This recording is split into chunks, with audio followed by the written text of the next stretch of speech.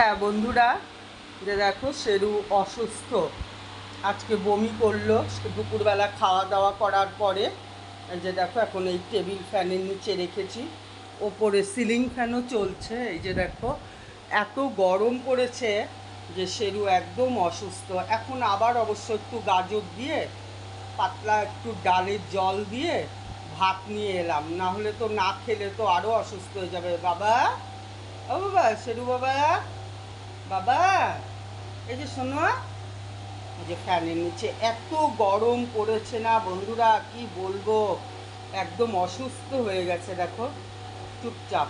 খাবা না তুমি বাবা? খাবা না? খাবা না? খিদে পেয়েছে না? খিদে? বাবা, তুমি খাবে না? তুমি খাবে না? এত গরম, প্রত্যেক দিন স্নান করানো হয় জানো তো, প্রত্যেক দিন। তারপরে দেখো গরমে একদম অসুস্থ হয়ে গেছে গো।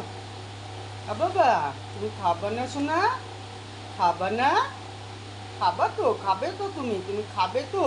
এই যে দেখো খাবারটা নিয়ে এলাম, এই যে দেখাচ্ছি। এই যে দেখো পাতলা করে একটু তোমার ইসে কী বলে, ওই একটু ভাত, সাথে গাজর সেদ্ধ আর একটু ডাল।